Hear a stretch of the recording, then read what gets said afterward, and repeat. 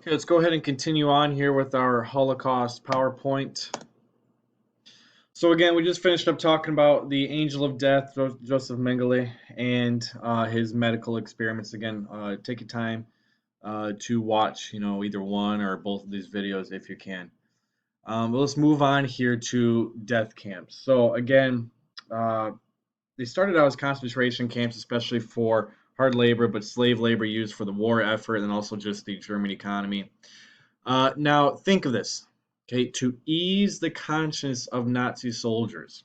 Okay, to ease the conscience of Nazi soldiers, Hitler wanted a more efficient method of killing people who weren't valuable workers. So I want to kind of take this a step back here. Once these people got to the camps, a lot of times they would have to perform a bit like a physical almost. And again, in the movie Schindler's List, they have a scene where they show people getting off the train, and then they're going to have a medical or non-medical, a physical, where they're going to play music and they're going to have the people basically get naked and then run around in a circle.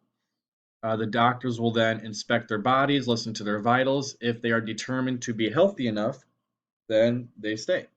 If they are determined to be unhealthy, then they will be sent to the death camp.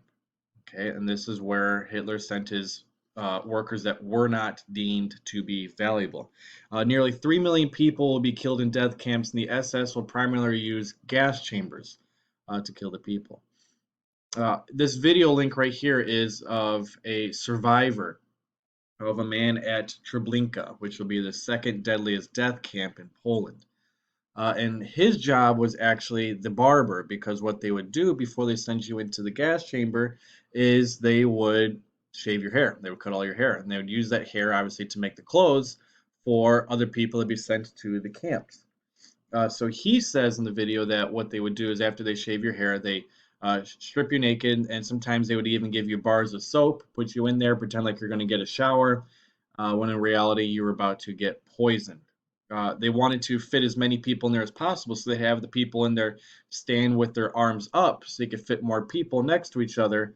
And then after the door would close, the gas would ensue. After about 15 minutes or so, the door on the other side would open up, and then some people's jobs, again, these were either all Poles or Jews, other jobs were to take all the dead bodies and then drag them to the ditches.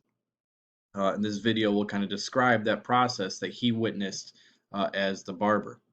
Now, at its height, Auschwitz would kill 6,000 people per day in gas chambers. Think about that. It's basically double the population of Monticello being killed per day in a gas chamber. Now, when the Allied forces began advancing in Germany, okay, encasing in on the Nazi Party here, the SS chief Heinrich Himmler will order that concentration camps would be evacuated, and they would try to burn as much as possible to prevent people from finding evidence. They also did not want to find allies, but they didn't want the allies to find prisoners alive to tell their stories. And not only that, they still needed some prisoners to help with the war effort. But the reason why they're called death marches, you have to think about it, is that these people are marching miles. And not only are they marching miles, but they've been malnourished for weeks or sometimes months or a year at a time. They're dying as they're marching. They haven't been fed. They don't have the proper nutrients to survive this. So again, they're called death marches. And Himmler believed that he could use prisoners as hostages to bargain with the Allies if need be.